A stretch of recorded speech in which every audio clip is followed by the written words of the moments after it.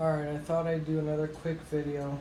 I posted one, the quality is not great, and I do apologize for that. Obviously, technical difficulties.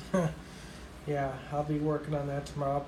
Probably gonna delete the video and repost it, rebuild it, reform it, remake it, and shit. But whatever tomorrow. But I wanted to have a discussion to talk about drums. There are many various types of drums.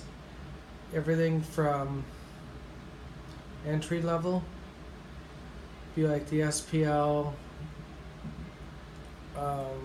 or the PDP, all the way up to professional levels such as this, which I'll show you this, which is mine, which is the Pearl Masters Maple Complete, which is considered a professional line drum kit.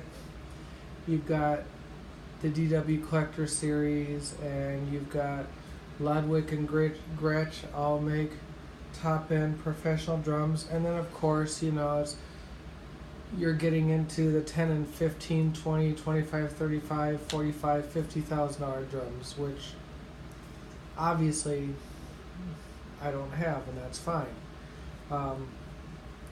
When considering drums, you've got to look at your practice time. You've got to dedicate at least 1 to 2 hours a day of practice, bare minimum. I do about an hour. I'll take a break for a while, and I'll do another hour. You've got to look at the type of music and the genre you want to play. You've got to look at the equipment you're going to need. Cymbals, hi-hats.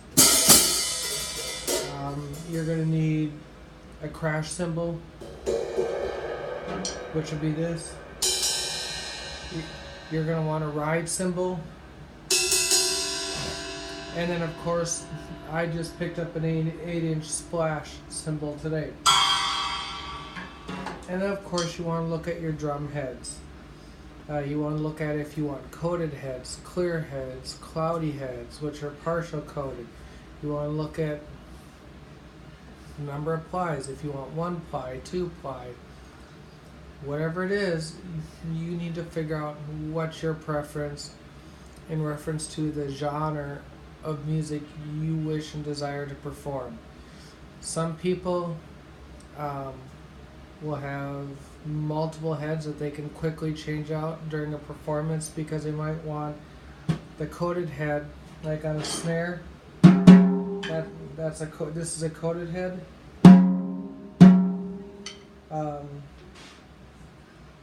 They might want the coated head for certain genres and certain types of songs. Then they might want a clear head for others. I have a coated head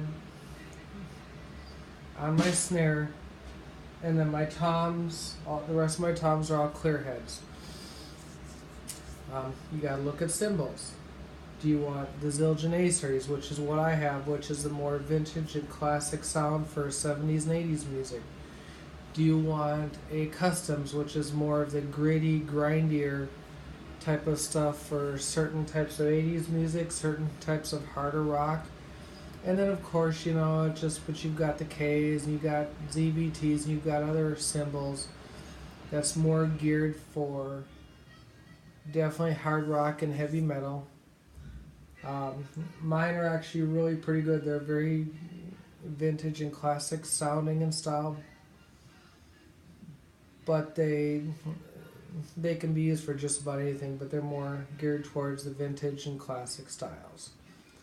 You're going to want to look at the type of throne you want, which is the seat. I've got a Rock and Sock, beautiful, beautiful throne. That was like $150, $200 just for the throne. And then of course you want to look at quality instruction. There are a lot of schools out there, and you got to be careful because some of these instructors are qualified to teach, but they don't perform a lot per se in live local bands. I'm very particular about that. I want live local band instructors. Both the instructors I've had recently, and just the one I'm with now. But you know what? Just he's toured all over the world. My previous instructor has toured all over the world. He's also a Grammy winning singer, songwriter, and music producer and engineer. So I've been fortunate and lucky enough to get blessed with the right people to give me the guidance. I've been to a lot of schools. I've looked at a lot of schools, talked to a lot of instructors. I've trained at a few other places, and it's not up to par. It's not where I want to be because their goals and their particular schedules and timelines and mine don't meet. My instructor now, I've got in 6 months of training, now it's actually 3 months recently and then like a month and a half before, whatever. But I have gotten a bit farther than I would have at another school. And we won't be naming schools as far as good or bad. I can give you my opinion, my suggestion, but that is just it. It's just my opinion, my suggestion. If you're in the Fort Worth, Tarrant County area, Creative Soul Music School, really truly I believe is the best place to be to get your education on, because 99% of the people there, 99% of the instructors either do perform, have performed, have their voice, their name, their sound, their person, their recognition, it's whatever, either on a recording somewhere or have won some type of award. Like Gary McGrath, I trained with him for about a month before he went back to recording full-time and stuff again. He's won, I believe, 2 or 3 Grammys. And he's toured with some of the biggest rock legends in the world. David Smith, which is who I'm training with right now, he's been all over the world. He's also a member of the McGrath Project. And the McGrath Project just put a record out. And it's going to be a big one. And it's going to hit the big time. It's going to hit big. It may take a little while to get out there. Shouldn't take that long, but it'll be out there enough, and they're promoting it hard enough where I can almost bet you and guarantee it's going to be on the Billboard charts within a year tops.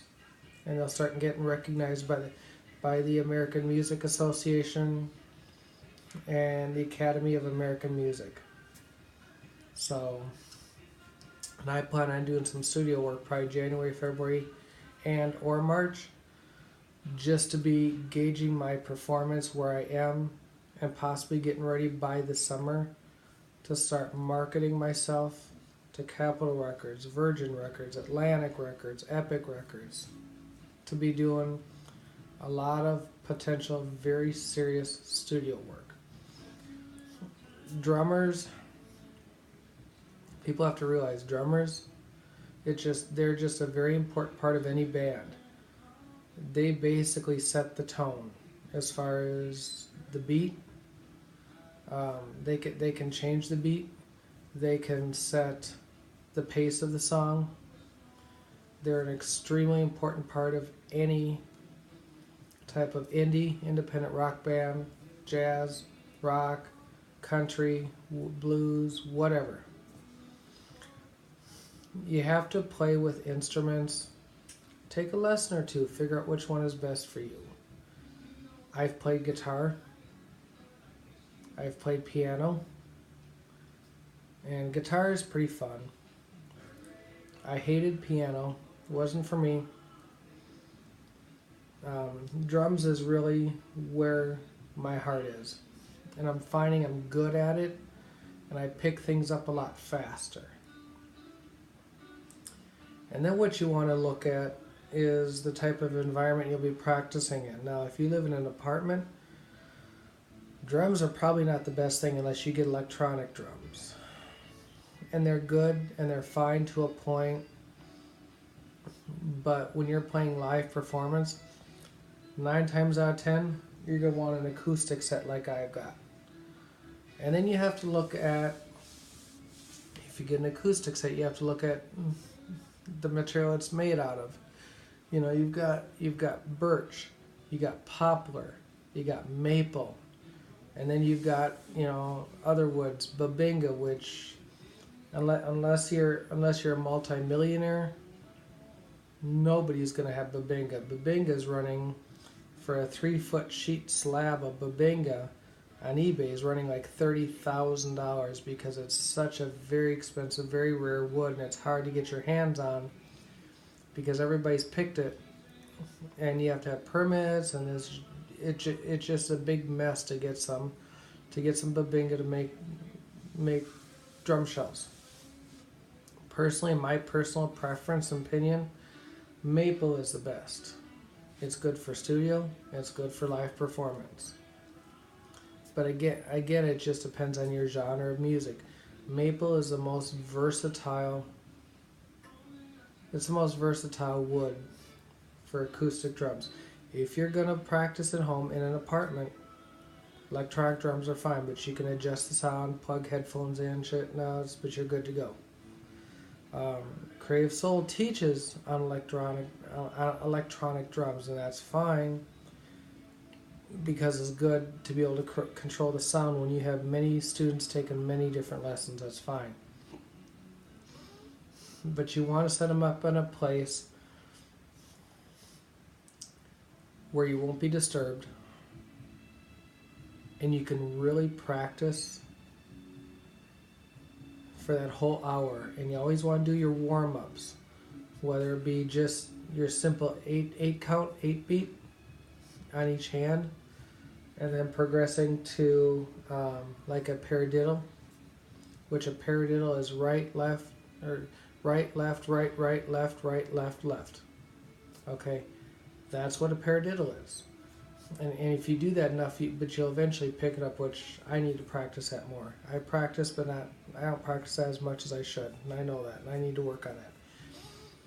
And then after you practice that, but you want to be working on your drum fills. You want to go 2, 3, 4, 5, 6, 7, 8. And when I'm counting 2, 3, 4, 5, 6, 7, 8, that's going to be, layman's terms, the beats, or how many times you're going to hit a drum head. So it might be 1, 2, 1, 2, 1, 2, 1, 2, or 4. Let's say 1, 2, 3, 4, 1, 2, 3, 4, 1, 2, 3, 4, 1, 2, 3, 4. And then once you do that, you got to figure out if you're going to crash, or you're going to go back to your hi-hat again. And whatever instructor you have, but they'll be giving you plenty of instruction on that, and they'll teach you how to do that properly. I'll be having some videos coming up where I will kind of be giving tutoring tips, if you will. I'm not necessarily an expert, not yet. I'm getting there, but I'm not there yet. But as a student, I can probably give some tips on the best way and the fastest way to pick it up that I have found that works for me. May not work for you, but it works for me. And it'll give you another tool. But before you do any music lessons, 4 major, damn near important things you got to figure out. First, you got to figure out the instrument, whether it be voice, piano, guitar, drums, ukulele, mandolin, fiddle, violin, whatever. And then you got to figure out the genre of music. The genre is going to be the next damn near most important thing next. Once you figure out those 2 things, then you got to find a good quality school or an instructor. And I would probably recommend somebody, I prefer it, and I'd probably recommend somebody that has some live performance experience, whether it be locally, nationally, in the studio, whatever. And then once you figure out, then you got to figure out what your goals are. Do you want to perform in a studio? Do you want to perform live? Do you want to perform at church for worship? There's a lot of variable things you got to figure out. What I would suggest you do is sit down, take a piece of paper and a pen or a pencil and shit, whatever, and just be writing your goals down. Almost like a bucket list. Once you figure that, you cross it off. You move to the next one. You cross that one off. You move to the next one. A lot of musicians can't read music. I played guitar off and on 15 years and I could never read music. I played by ear, and that's fine. It's very fine.